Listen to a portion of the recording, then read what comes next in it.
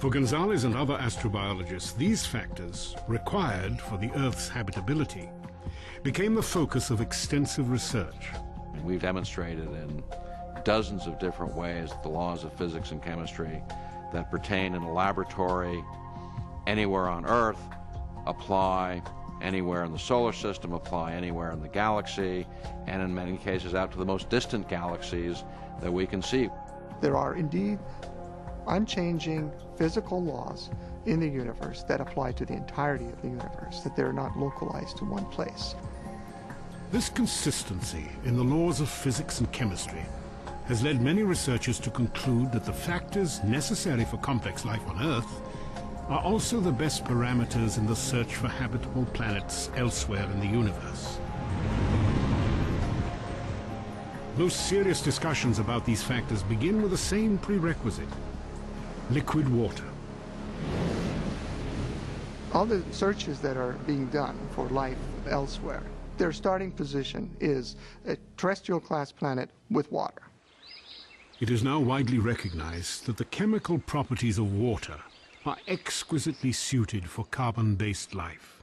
These properties include water's ability to dissolve and transport the chemical nutrients vital to all living organisms, and its unmatched capacity to absorb heat from the sun, a process critical for regulating the Earth's surface temperature.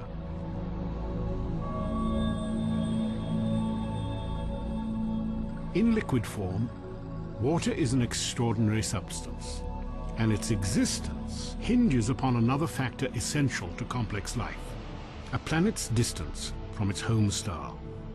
It's like what they say in real estate: location, location, location. A habitable planet lives in what we call the Goldilocks zone. It's not too hot, it's not too cold, it's just right. And when I say just right, I mean just right for water. Liquid water really helps define the habitable zone. If it's too hot, again, the water just boils away. You just can't get condensed water. It's too cold, as in Mars today, it freezes out.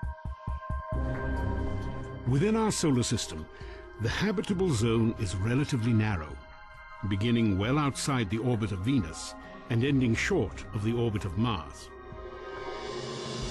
If the Earth were just 5% closer to the Sun, it would be subject to the same fate as Venus: a runaway greenhouse effect with temperatures rising to nearly 900 degrees Fahrenheit.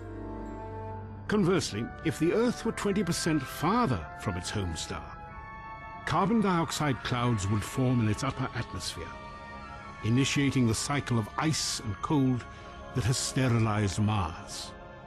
The presence of liquid water is a necessary condition for life, but it's not a sufficient condition. After all, there may be liquid water under the frozen surfaces of Mars and Jupiter's moon Europa, but there's very little chance that complex life exists in either of these places. You see, contrary to what the Copernican principle might suggest, the recipe for life is much more complex than just add water.